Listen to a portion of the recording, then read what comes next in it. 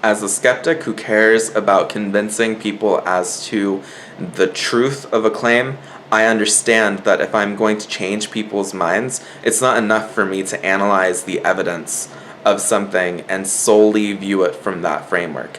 I understand that if I'm going to change people's minds on an issue, especially if it's something that's factually unfounded and unsupported by evidence, I need to talk about how it affects them. And in my experience, not a whole lot of people who want to change people's minds realize this.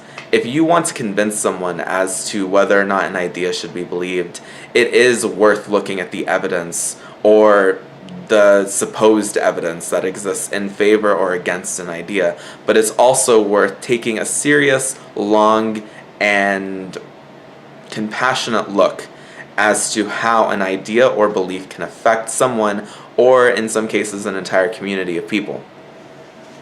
As someone who considers himself a compassionate skeptic, a lot of what I'm going to be doing in the future as I talk about things that are ahistorical and ideas that get spread far and wide but have no evidence, a lot of what I'm going to do is I'm going to talk about how that affects people and the negative impacts these beliefs can have. Because there are lots of ideas that people only think about the good that it can do, such as how people think of religion as providing community. So for some people, it doesn't really matter whether or not a religion is true or not, but religion provides some sort of comfort to them. It either makes it easier for them to accept the fact that at some point they're going to die because they have an afterlife, or it makes it easier for them to accept people suffering in the world because they believe that God has a plan.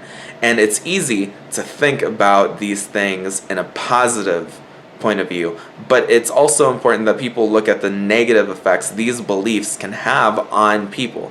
And when it comes to religion, lots of people have already done this, but they haven't done it as much when it comes to other things like political claims. And while that's becoming more popular, there's still more and more things that we need to do as a community of skeptics, as a community of people who examine claims before they start to believe them or disbelieve them.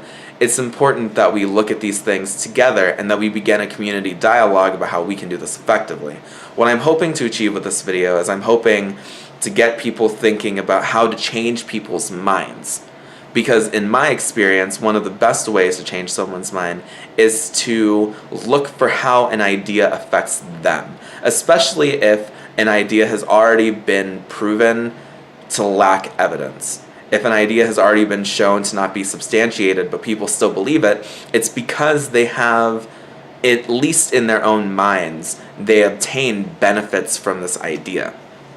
If we are going to challenge these ideas in the minds of the people who believe them, it's important that we talk about the impact that these ideas can have on the people themselves. And that's what I'm going to start trying to do. It's what I hope you start trying to do. And if you ask me, this is what compassionate skepticism is.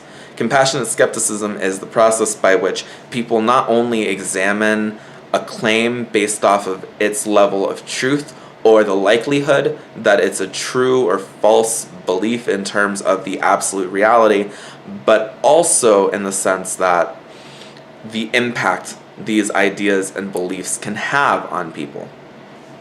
What I want to do is I want to convince people that an untrue belief can have a direct, harmful, and in often cases an immediate negative impact on their lives. And I think that's an approach that more people need to take. If you've been taking it for a while now, I would love to know how you've done with it. I would love to know how you feel about its success rates. And I would love to know how you've done it. If you've created content, whether it's writing a blog or whether it's creating videos, I would love to see those videos and read those blogs. And I hope that you are having a great day. Let's begin a dialogue. And if you liked what you heard today, if you want to see me begin to do this, I would love for you to subscribe to the channel.